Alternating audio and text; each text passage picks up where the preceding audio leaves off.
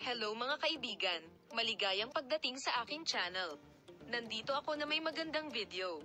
Ang isa pang kaakit-akit na post ay nagmula kay Ken Yaman at Azgay Girl. Tugon sa nakakagulat na mga akusasyon mula kina Ken Yaman at Azgay Girl. Ang kapangyarihan ng pag-ibig ay nasubak. Binasag ni Yaman at Azgay Girl, ang sikat na mag-asawa sa mundo ng magazine, ang kanilang katahimikan sa harap ng mga sorpresang akusasyon na dumating nitong mga nakaraang araw at gumawa ng isang pahayag na mayayanig ang agenda ng Turkey. Hinamon ng sikat na aktor ang mundo ng tabloid sa pamamagitan ng determinadong paninindigan laban sa umano'y mga insidente ng pagdaraya sa kanyang mga karelasyon. Ang mga pangalan ng mag-asawa ay sinimulang banggitin ng madalas sa kanilang mga pinakabagong proyekto at ang mga tagumpay na kanilang pinagsasaluhan. Gayunpaman, sa pagkakataong ito, ang tabloid press ay naglabas ng mga paratang na naglalayong palawakin ang mga hangganan ng kanilang mga relasyon at niyanigang agenda. Matapos ang mabilis na kumakalat na tsismis, binasag ni Ken Yaman ang kanyang katahimikan sa pamamagitan ng paggawa ng matapang na pahayag sa kanyang social media account at pagkontra sa mga akusasyon. Hindi sila paghihiwalayin ng sikat na aktor. Nais kong sabihin na hindi ako maniniwala sa gayong kahalayan.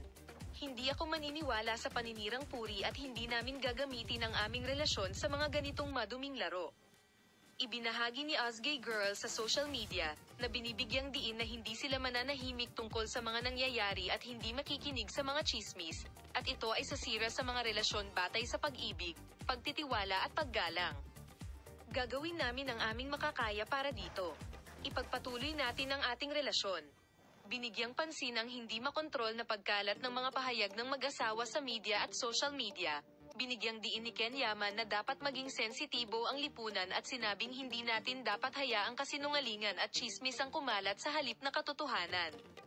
Ang punto kung saan ipinahayag niya na dapat tayong kumilos ng may kamalayan sa responsibilidad sa lipunan laban sa mga akusasyon na ginawa sa social media sa pamamagitan ng pagsasabi na ang privacy at mga relasyon ng mga tao ay dapat igalang at marinig, ang mag-asawa, na ang relasyon ay sinusubukang masakop, ay tila nakasulat ang kanilang mga pangalan.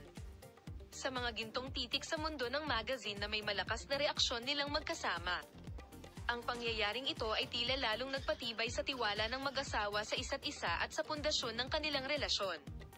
Ngayon ang mga tagahanga ay sabik na naghihintay na makita kung paano kikilos sina Ken Yaman at Azgay Girl sa hinaharap. Salamat sa lahat sa panonood ng aking video. Paalam, makita ka sa mga bagong video.